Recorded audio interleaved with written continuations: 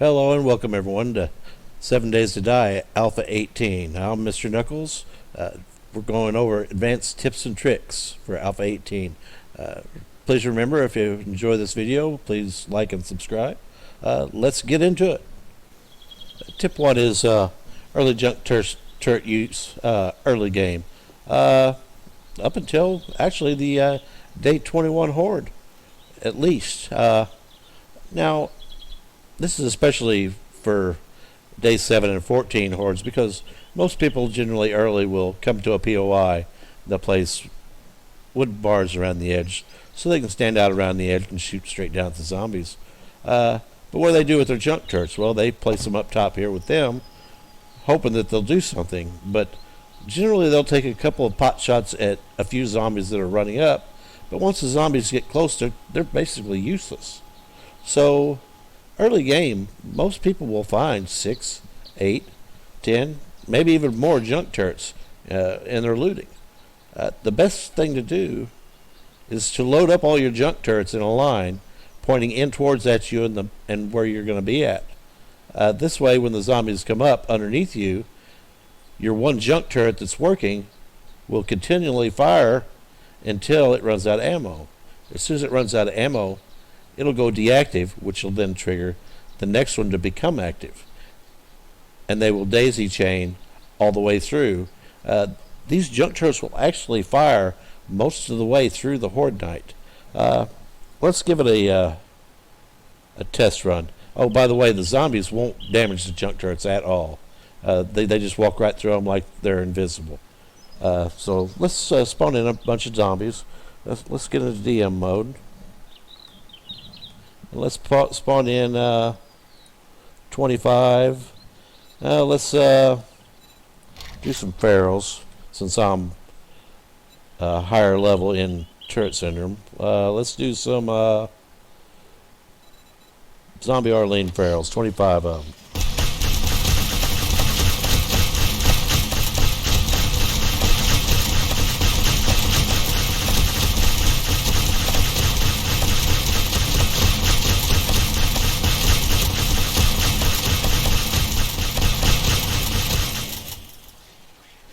Well, it didn't last very long.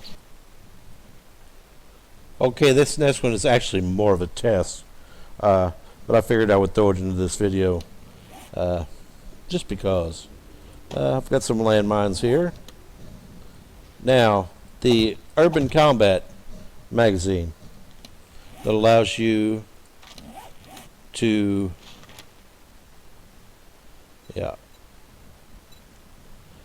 landmines won't detonate when you step on them. We've actually seen people test this before, and we know it's true. But what happens if you're on a mini bike or a motorcycle? Will that perk carry over to the vehicle you're on? But you're technically not walking over them. Let's find out.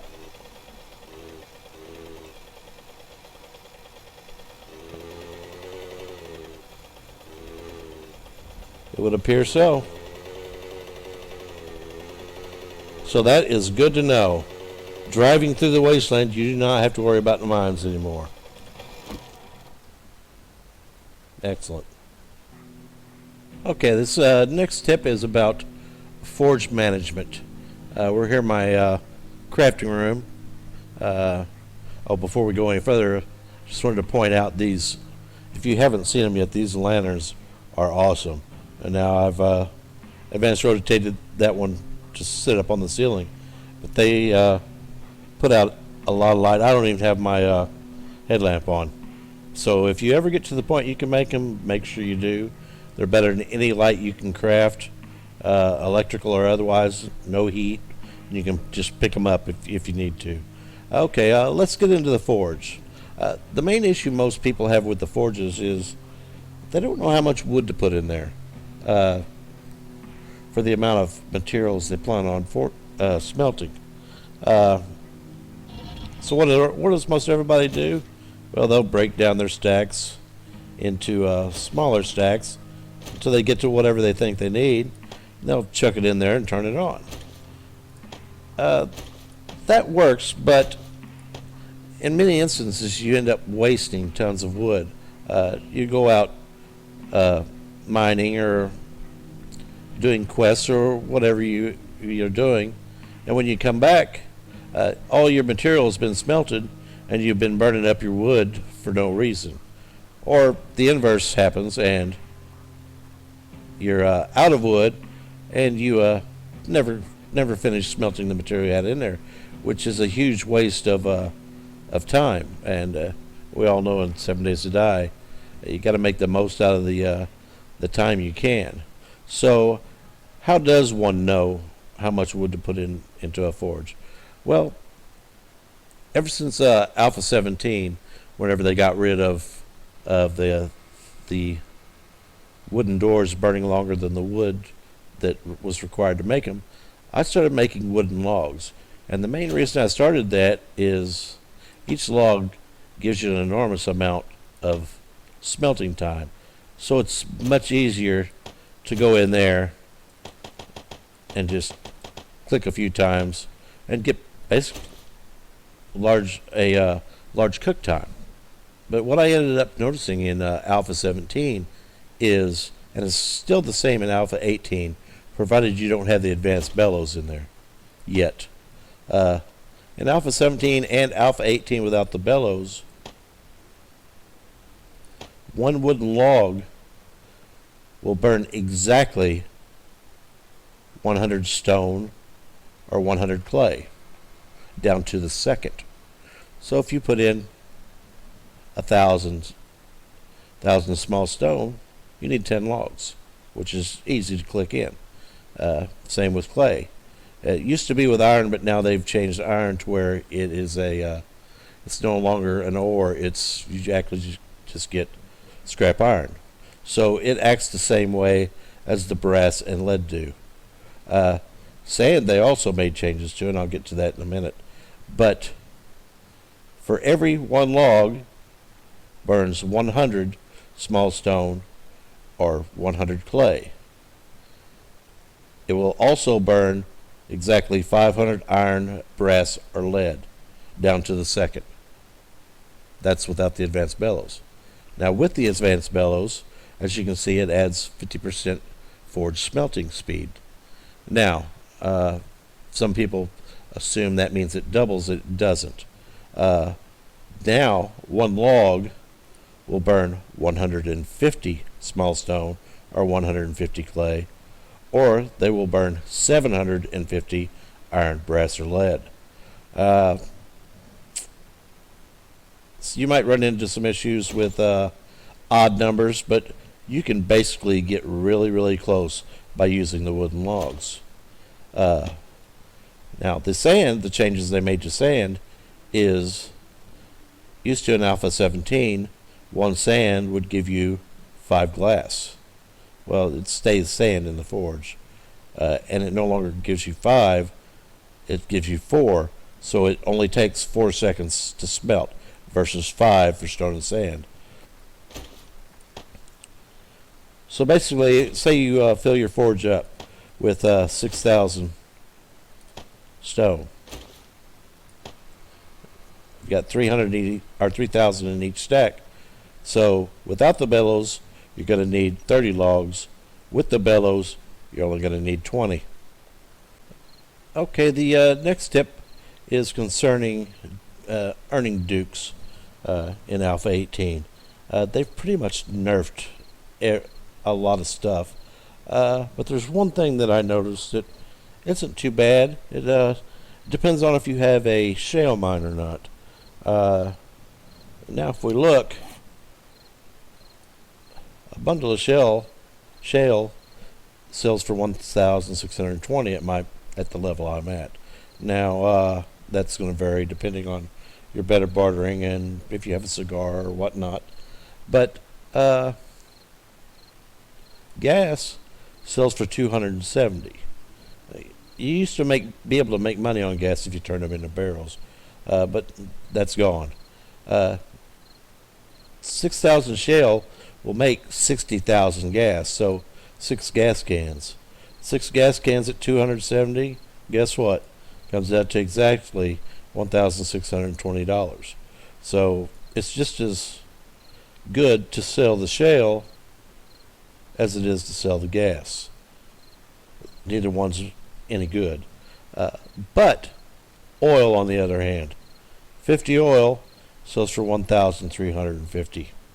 Now, 6,000 oil shale will make 250 oil, which comes to a grand total of 6,750 dukes. So you can turn one stack of shale into 6,750 dukes, which is pretty good. Okay, the next and final tip we have today has to do with which book series is it? Let's see. It's the mining book. It's the Art of Mining. Craft ore into bundles. If and when you find this, I suggest you use it. It's a very, very, very helpful. It's The Art of Mining, Volume 5. And what I mean by that is, if you look in my stone inventory box, I turn all my full stacks of stone into bundles. It's a huge space saver. For instance, if I were to take out, let's just take out one row of the stone, and I'm going to open them.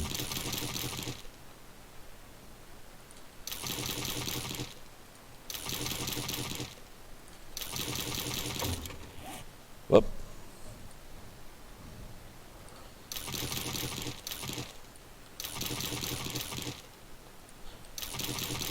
See, I can't even open all the bundles. I'm already out of space. This is especially helpful when you're out mining. For instance, if you're out mining and your inventory is full, you don't have to stop and go home. You can continue mining.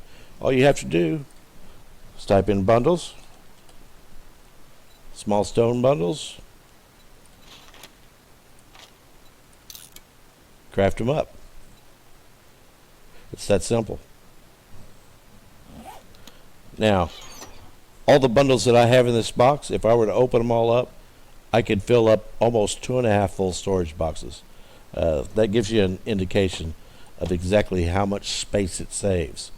Not only that, it can be helpful in your inventory while you're out mining, due to the fact you may not have all your encumbrances unlocked, and it can unencumber you. So keep that in mind. That's a very useful volume. Remember, it's bundles. Well, that's going to do it for this video. If you enjoyed it, please hit the like button and subscribe. I will be starting a brand new Let's Play series in the next day or two, starting out from day one. We'll be uploading multiple videos each and every week. So if you want to be notified of new videos, make sure you subscribe. Until next time, game on.